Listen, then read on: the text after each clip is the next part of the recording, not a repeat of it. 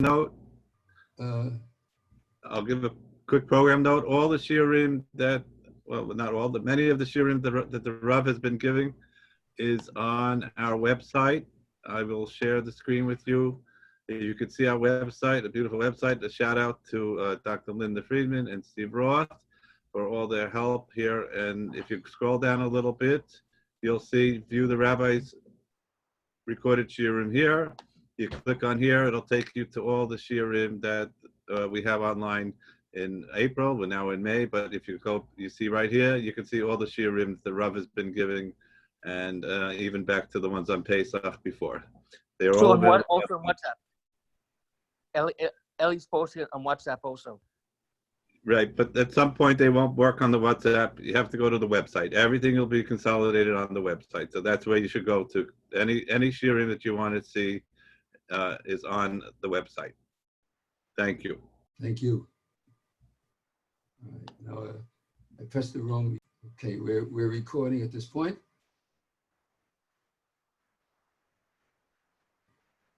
Okay, we're recording now.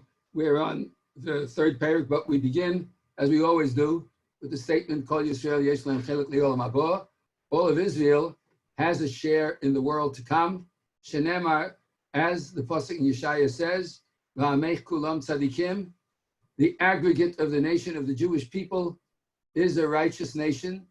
La'olam yirshu aretz, they shall forever inherit the land. And that means there will be a time where we once again come back to Eretz Yisrael. Netzar matai, they are the branch of my planting, says God. Maaseh yodai lispoyer, they are the work of my hands to bring glory. And to bring glory means to bring glory to Hashem. And that's what we try to do in our lives. We try to make a kiddush Hashem.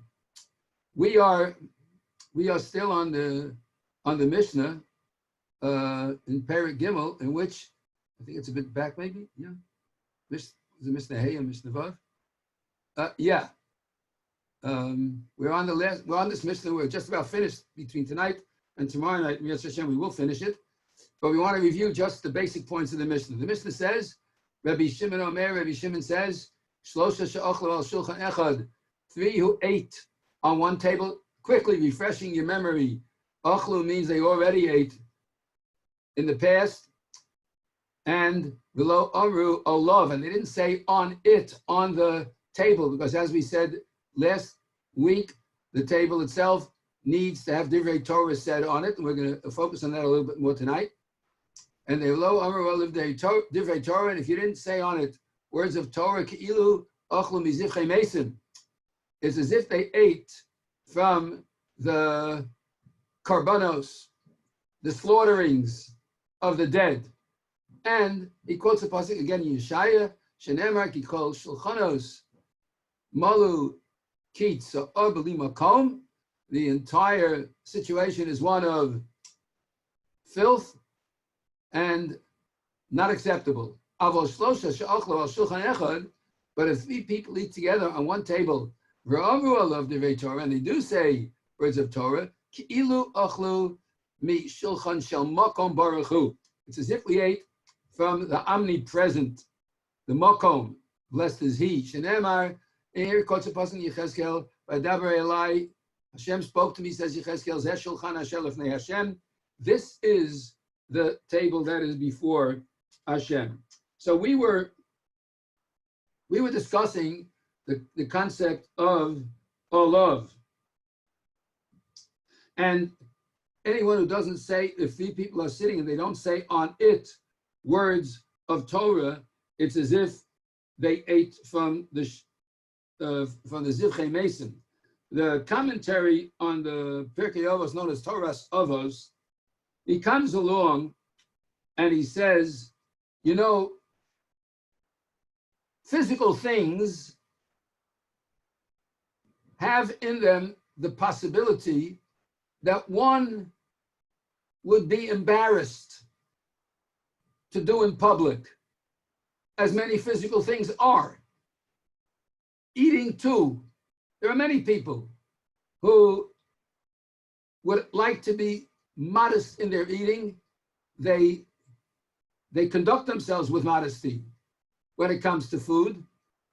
And the human being in general is much different than the animal kingdom, in the sense that an animal will take his food and will bend down to the ground to eat the food, while the human being will take the food and lift it up.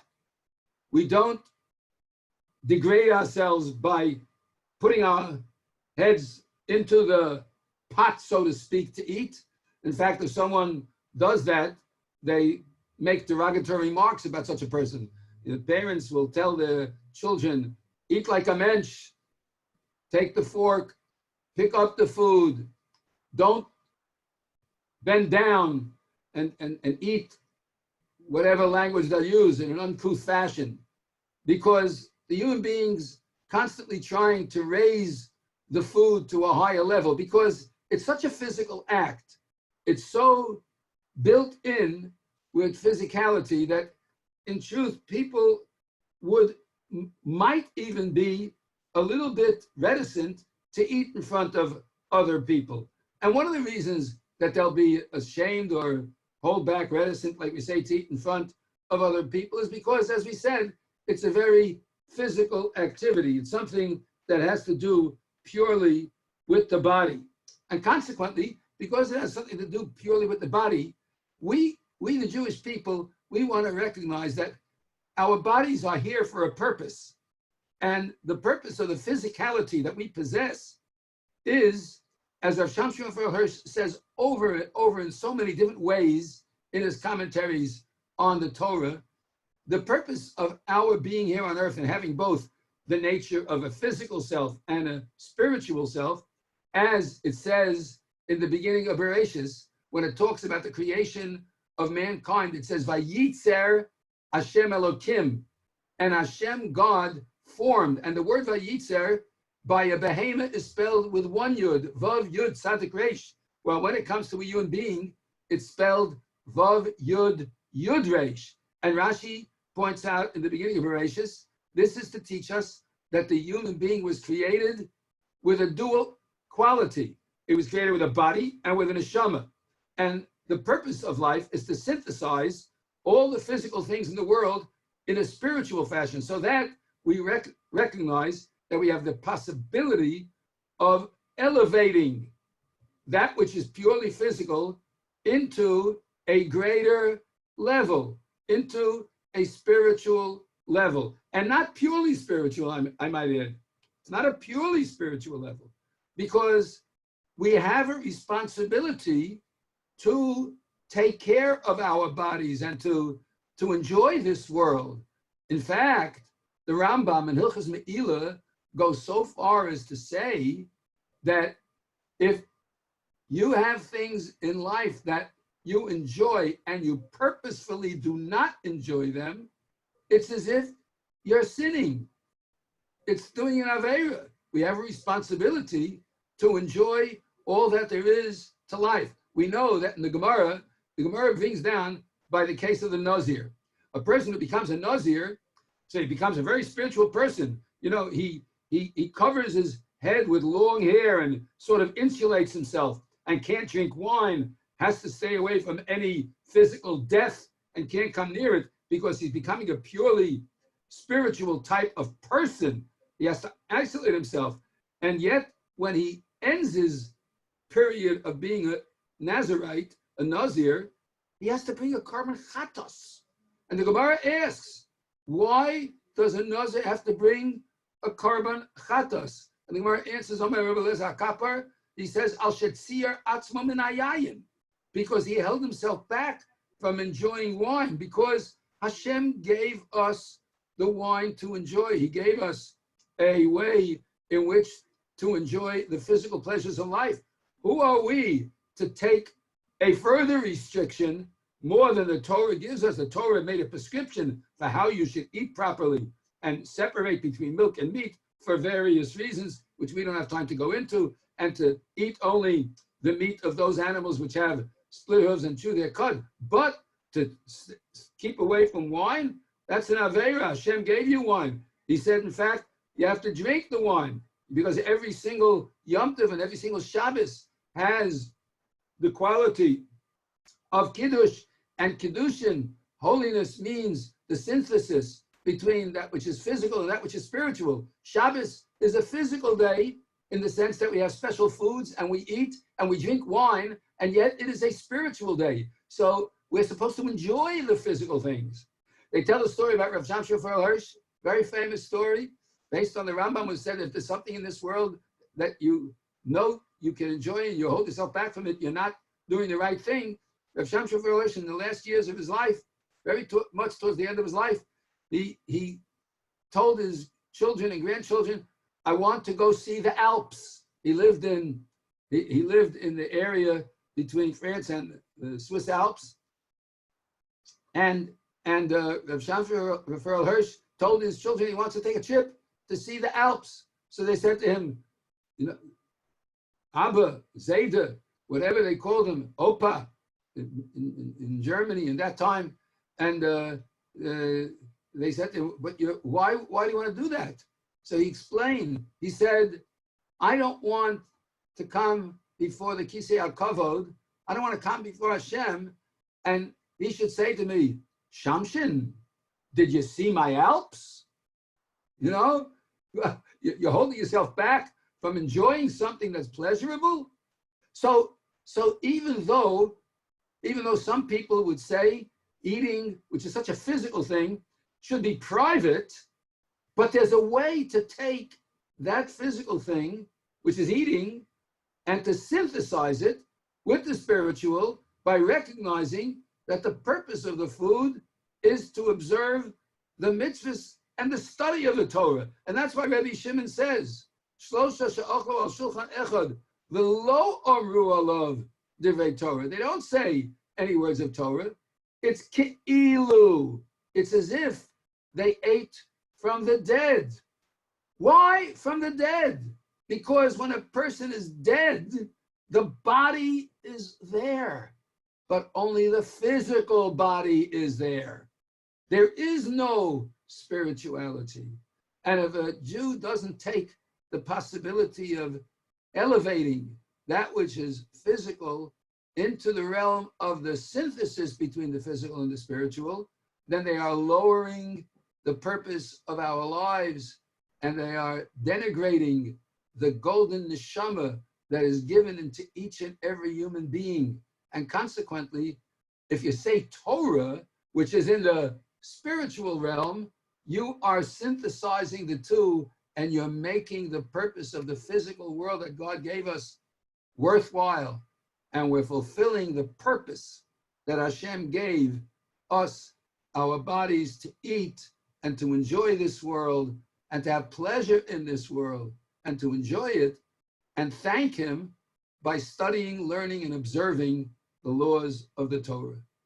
I once heard from Rabbi Avigdor Miller Zal that he used to take a daily walk, a constitutional, to keep healthy. It's very important that people do things to keep themselves healthy. So Rabbi Avigdor Miller was taking a walk, and whenever he was walking, if anybody wanted to come and ask him a question, they'd be more than welcome to walk along with him and talk to him in whatever question was bothering them, and he would answer them. So a man caught up to him while he was walking, and he said, "Good morning, Rav Miller. How are you?" So Rav Miller said, "Oh, thank God, look at how beautiful the spring is budding out. The crocuses are blooming. The sun is shining. We have so much to thank Hashem for. What a beautiful day Hashem gave us. How thankful we should be, because we can open our eyes and see the different colors and appreciate the nuances of various shades of the same color. It's beautiful." And then he said, "And how are you, sir?" So he said, "How should I be? How should I be?" So Rabbi Miller said, "What do you mean, how should you be? Is there a problem?" He says, "Yeah." He says, "What's the whole life worth? The whole life is nothing but a waste." So Rabbi Miller said, "Let me ask you something. Did you have breakfast?" So he says, "Breakfast, it's not important. It's only the physical." He said, "Tell me, did you have breakfast?" He says, "Yes." He said, "What'd you have?" He said, "I had a piece of bagel toasted with a little a little jelly on it and a coffee. So he said, did you enjoy it? So the man says, enjoy it? What's there to enjoy in this world? This world is only temporary. You're not supposed to enjoy it. So Rav Miller gave him a piece of his mind. And he said, you're making a big mistake. If Hashem gave you a toast and jelly with coffee, which is so delicious, and you didn't enjoy it, that's an Aveira. Because Hashem gave you the physical world to enjoy it. And if you enjoy it, that will lift you to the point where when you study the Torah, you will recognize the gifts that Hashem gives us. And so Rabbi Shimon said, you have to synthesize the two. And you have to say Divrei Torah on the table. Now, happens to be very interesting because we're talking about the synthesis between the physical and the spiritual. We just finished reading Parshas Kedoshim. We just finished reading it.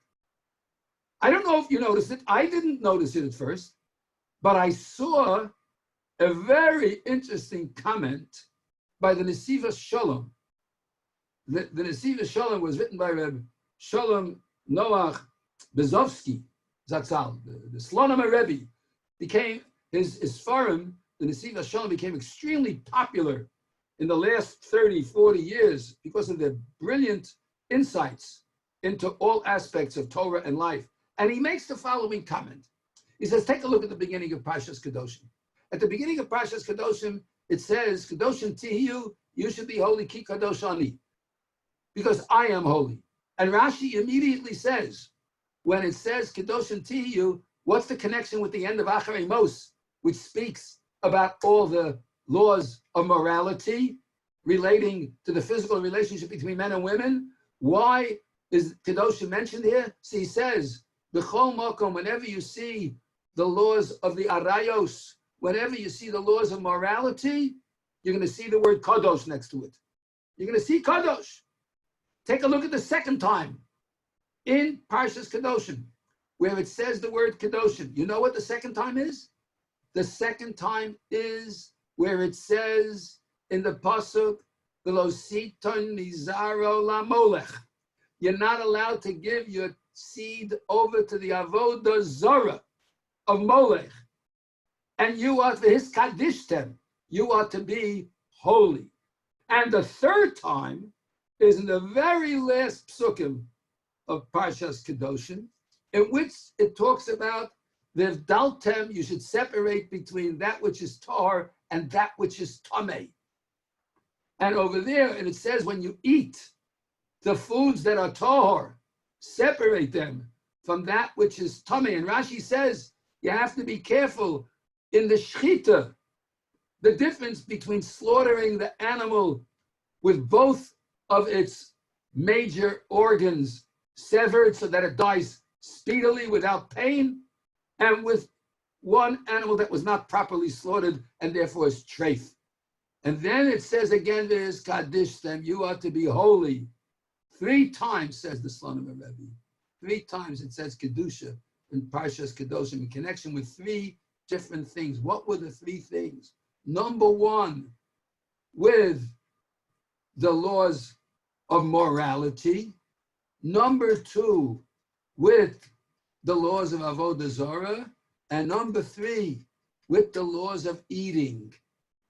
And the Slonim Rebbe says, look at this. This is the human being. The lowest part of the body is that with which we behave morally, God forbid, or immorally. God forbid, that's what I meant to say.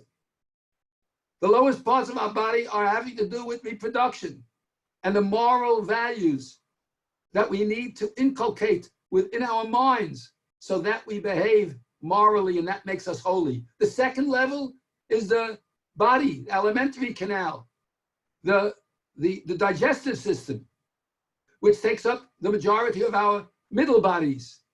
And that, of course, is the food that we eat.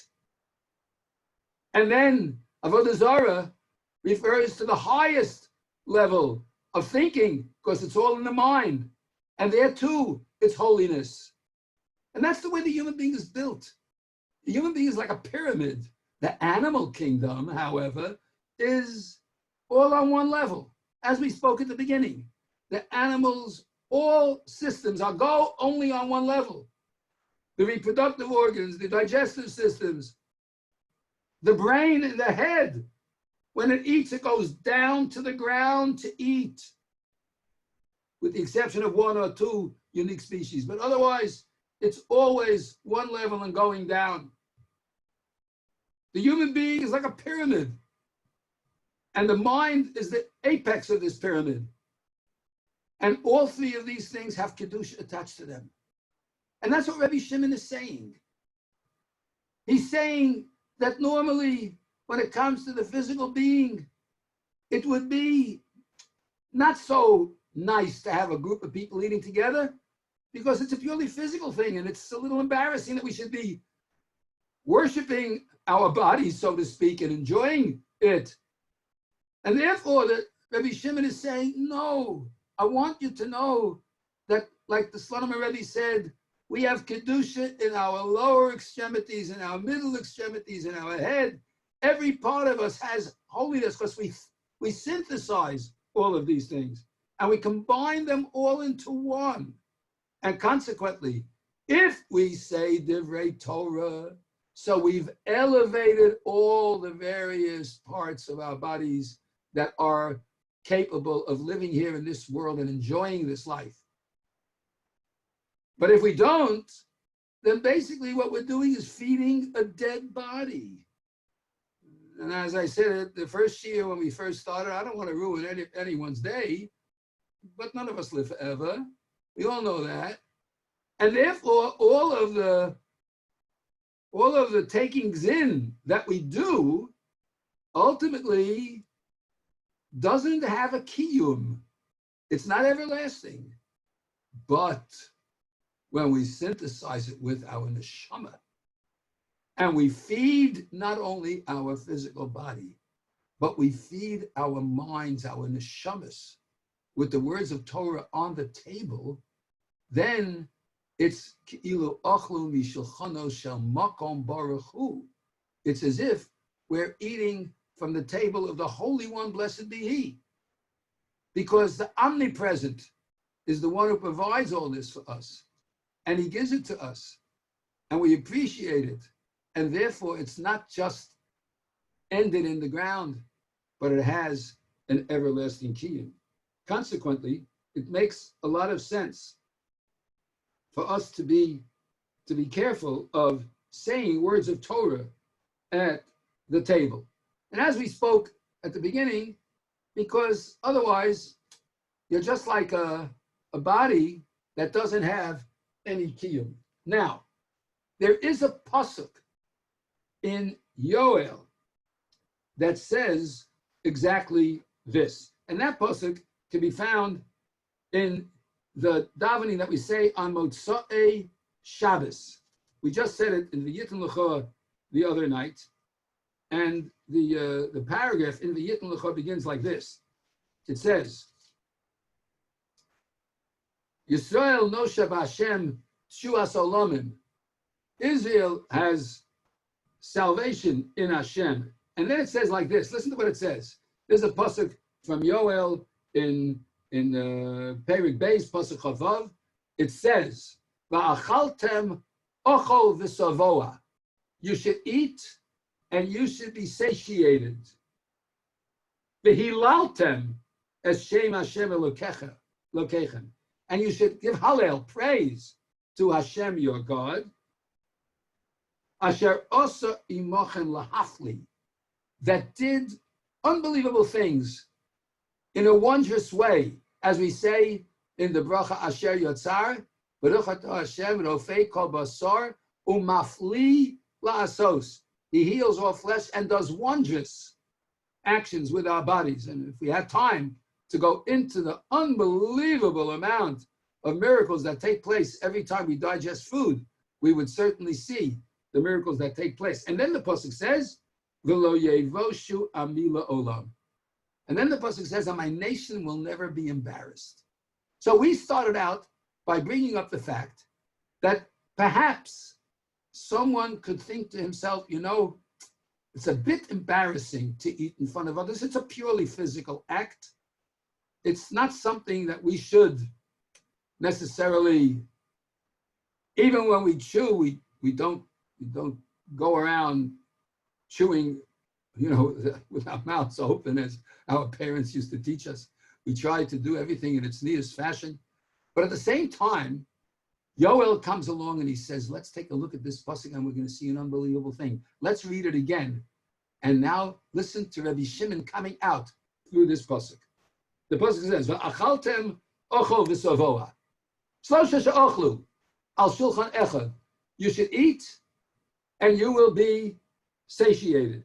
Then Rabbi Shimon says, "Amru alav divrei Torah, shlosha she'ochlu," and the Amru alav divrei Torah, v'hilaltem es shem Hashem Elokechem, and you praise Hashem your God by saying divrei Torah, asher osa imochem lahafli, which did wondrous things to allow you to enjoy your meal, then the lo yevoshu amila olam.